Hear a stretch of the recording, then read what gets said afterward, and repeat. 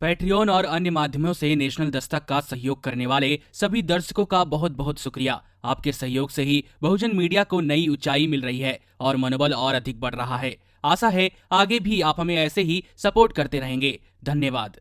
पूर्व chief justice of India Ranjan Gogoi को राष्ट्रपति द्वारा राज्यसभा के लिए मनोनीत करने के बाद विपक्षी पार्टियों के नेताओं ने कई सवाल खड़े किए थे।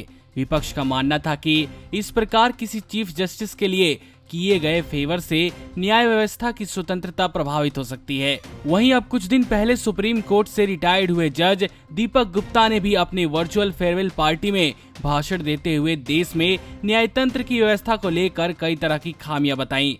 उन्होंने यह भी कहा कि हमें ईमानदार जजों की जरूरत है। उनके ऐसा कहने के पीछे क्या आधार है यह हमें नहीं मालूम।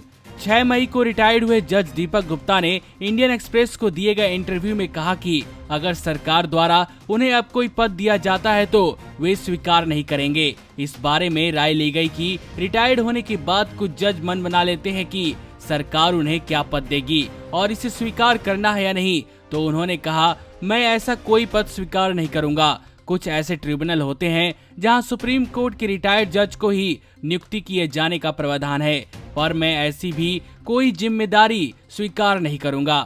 न्यायपालिका में सुधार को लेकर वह कहते हैं, मेरे हिसाब से 2 बड़ी समस्याएं लंबित मामले और नियुक्तियों में देरी है।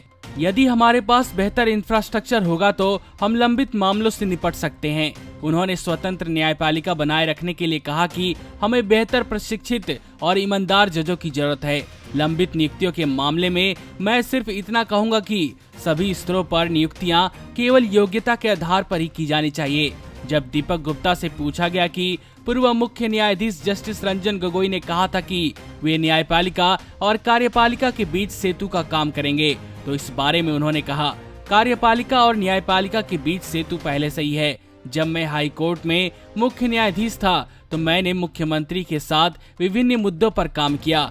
सुप्रीम कोर्ट में मामलों के सूचीबद्ध होने को लेकर वह कहते हैं कि भारी रकम से जुड़े या नामी गिरामी कानूनी फर्मों के मामले 4 सप्ताह में सूचीबद्ध हो जाते हैं, लेकिन 4 सप्ताह में सूचीबद्ध करने के हमारे आदेशों के बावजूद छोटे वकीलों के केस 6 महीने तक लिस्टिंग नहीं होते हैं।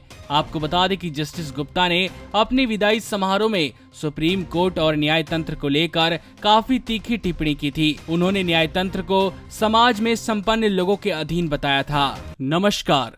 नेशनल दस्तक अपनी आर्थिक जरूरतों को पूरा करने के लिए अपनी ऑडियंस पर निर्भर है। बहुजन समाज से संबंधित मुद्दों को उठाने के कारण यूट्यूब की तरफ से नेशनल दस्तक की कई वीडियो पर एड्स नहीं दी जाती, जिसके कारण हमें आर्थिक समस्याओं का सामना करना पड़ रहा है। आपका एक छोटा सा कदम बहुजन मीडिया को बचा सकता है। आपके सहयोग और सहायता के कारण ही हमने अभी तक यह मुकाम हासिल किया है। नेशनल दस्तक को आप पैट्रियन के जरिए सपोर्ट कर सकते हैं। इसके साथ ही आप अन्य माध्यमों जैसे यूपीआई, गूगल पे, डेबिट कार्ड, वॉलेट, फोन पे आदि से भी हमारी मदद कर सकते हैं, जिसका लिंक वीडियो के नीचे डिस्क्रिप्शन में डाल दिया गया है।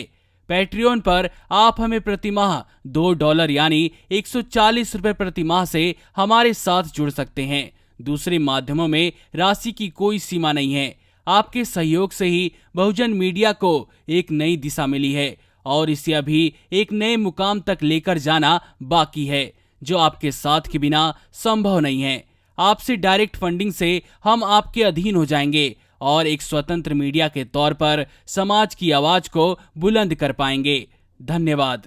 नेशनल दस्तक को देखने वालों से अपील है कि वह नेशनल दस्तक के सपोर्टर फॉर्म को भरें ताकि हम सीधे आपसे जुड़ सके। नेशनल दस्तक की आपसे गुजारिश है कि अगर इसको बचाना चाहते हैं तो नेशनल दस्तक को सब्सक्राइब करने के लिए रेड कलर के सब्सक्राइब बटन को दबाएं, फिर बेल आइकन की घंटी दबाएं। नेशनल दस्तक को बचाने के लिए बहुत जरूरी है कि हर खबर को शेयर करें, लाइक करें, कमेंट जरूर करें।